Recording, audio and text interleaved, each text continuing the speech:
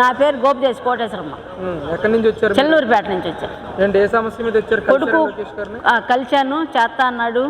వచ్చాను, నేను దేవుడి దండం పెట్టుకున్నాను. కోటి స్వామికి 5 కొబ్బరికాయలు కొట్టొచ్చాను. మా అయ్యి చల్లగా ఉండాలని, నాకు న్యాయం జరగాలని. నేను చచ్చిపెట్టి తెచ్చుకున్నారు కొడుకు కోడు. తెచ్చుకొని ఇల్లు రిజెక్ట్ చేస్తున్నారు. మేకలు అమ్ముకున్నారు, గొర్రెలు అమ్ముకున్నారు.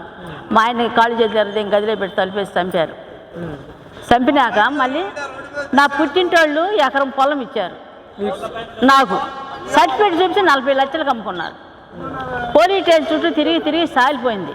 నేను కాచిమిత్తా వాడిని తంతాను కొడుతా లోపలేస్తా అంటారు. అది తీసుకుంటారు, వాళ్ళకి డబ్బులు తీసుకుంటారు, చెత్తగుళ్ళు వేస్తారు. మళ్ళీ పోతా, మళ్ళీ అట్లా వాడిని తంతా కొడుతూ ఉంటారు, చెత్తగుళ్ళు వేస్తారు. తిరిగి సాలిపోయింది. సరే అని కలెక్టర్ ఆఫీస్కి పోయా. కలెక్టర్ ఆఫీస్ చుట్టూ 5 సంవత్సరాలు తిరుగుతానే ఉండా. వాడిని జైలుకు పంపించమన్నాడు. జైలు పంపిద్దా. ఉరికమ్మని తీసినా నా బాధ లేదన్న. జైలు పంపిస్తానంటే ఉరికమ్మని తీసినా నా బాధ లేదన్న. అంటే జైలు పంపించకుండా నన్ను కారులో తీసిపోవాలి. కాడ 10 లక్షలు లంచం నూకి నన్ను కారులో తీసిపోయి ఏలు ముద్ర వేయించాడు కోర్టులో.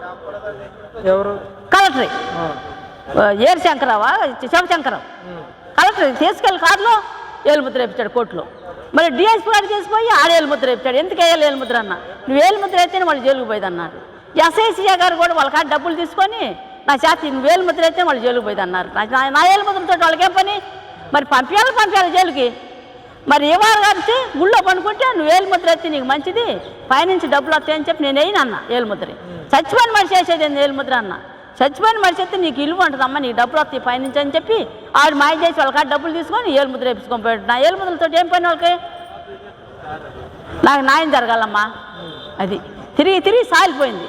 బాపట్ల కలెక్టర్ ఆఫీస్ పోయా, వాళ్ళ కాగితం తీసుకోవాలా. గుంటూరు కలెక్టర్ ఆఫీస్ పోయా, వాళ్ళ కాగితం తీసుకోవాలి. మీరు నర్సాపేట పోవాలని ఆయన చేయలేదని పోయా. కొత్త పోలీస్ స్టేషన్కి పోయి చేయలేదని పాత పోలీస్ స్టేషన్కి పోయా. పాత పోలీస్ స్టేషన్ పోతే ఆ స్టేషన్ మీ చేసేదని చెప్పి తిరిగి సాలిపోయింది అయ్యి నాకు. ఎక్కడ పోయినా న్యాయం జరగలా నాకు. ఇవాళ వచ్చాడు పాపం చేస్తానమ్మన్నాడు. అది అట్లా చేశారు నన్ను. కలెక్టరే కాగితాలు పైకి పంపిలా, పోలీసు వాళ్ళు కాగితాలు పైకి పంపిలా.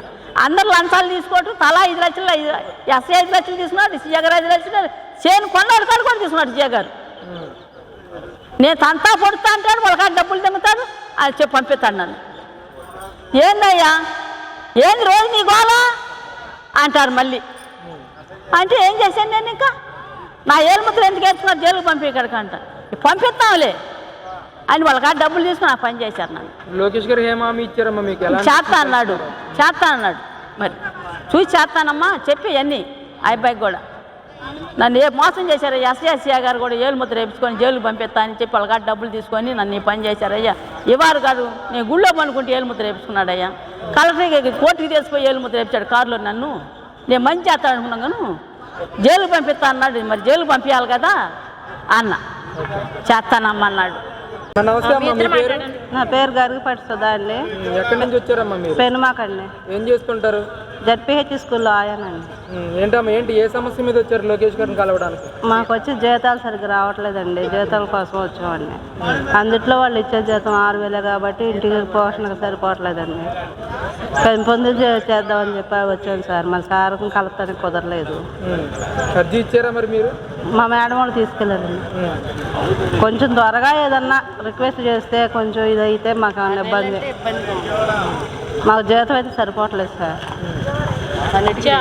మాకు ఒక క్లారిటీ అనేది లేదు సార్. ఆయా అంటే మా వాళ్ళు మల్టీపర్పస్ కింద వాడేస్తున్నారు సార్. మాకు పలానా పని అని కూడా లేదు. మాకంటూ ఏదన్నా కావాలి, గుర్తింపు కార్డు కావాలి, యూనిఫామ్ కావాలి, మాకు జీతం పెంచాలి. ప్రతి ఎంప్లాయీకి ప్రతి ఒక్కటి ఏదో ఒకటి ఉంది, ఒక ఆయాకు మాత్రం ఏమీ లేదు. గుర్తింపు కార్డు. ఎంతమంది ఉంటారమ్మా మీ నియోజకవర్గానికి సంబంధించి? 34 స్కూల్ సార్. మీ పేరు? నా పేరు సుజాత అండి. ఎక్కడి నుంచి వచ్చారమ్మా? మేము తాడేపల్లి నుంచి వచ్చాము. ఏం చేస్తుంటారు? మామూలుగా ఓడటం అవన్నీ చేస్తాం. ఏ సమస్య మీద వచ్చారు? మాకు జీతాలు 6 నెలల నుంచి రావట్లేదండి. మాకేమో జీతాలు కూడా సరిపోవట్లేదండి. 6,000 ఇస్తున్నారు. మాకేమో అక్కడ నుంచి ఛార్జీ పెట్టుకొని రావాలండి. కనీసం 50 రూపాయలు అవుద్దండి. నాకు వచ్చేది 4,000 వచ్చిందండి. మరి ఆ 4,000 ఎలాగండి మరి ఇంట్లోకి కానీ ఏదన్నా కానీ చేసుకోవాలంటే మాకు జీతాలు పెరగాలని అదండి. మరి ఎంతమంది ఉంటారమ్మా మీరు? మా స్కూల్లోనండి, మా స్కూల్లో అయితే మొత్తం 36 దగ్గర 3,000 మంది